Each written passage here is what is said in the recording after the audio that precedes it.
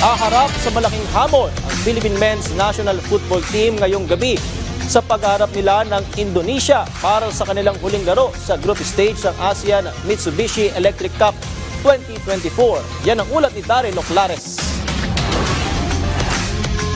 Matapos ang tatlong mapait na draw, puntriya ng Philippine Men's National Football Team na makuha ang kanilang unang panalo sa ASEAN Mitsubishi Electric Cup 2024. Pero butas ng karayo muli ang pagdadaanan ng pambansang kupunan dahil makatapat nila ang isa pang Southeast Asian powerhouse na Indonesia ngayong Sabado sa Gelora Bung Karno Stadium sa Jakarta. Dahil sa tabla kontra Myanmar, Laos at Vietnam, kasalukuyang nasa ikatlong pwesto ng Group B standings ang Pilipinas.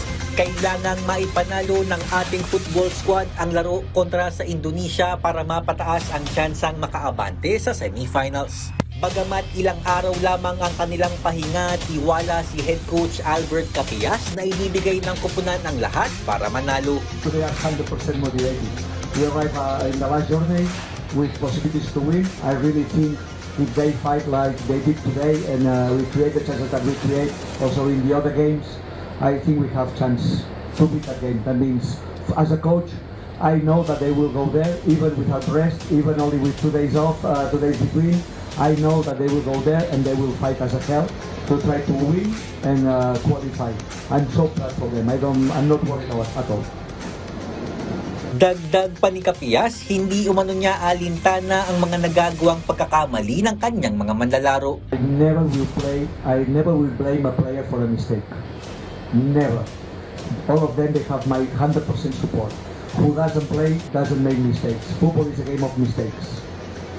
I blame the players who doesn't want the ball. I blame the players who don't fight. I blame the players who doesn't feel the shirt. But the player who make a mistake, they will have me in their side always. Mapapanood ang laban ng Pilipinas kontra sa Indonesia ganap na alas 9 ng gabi live dito sa PTV Sports Network.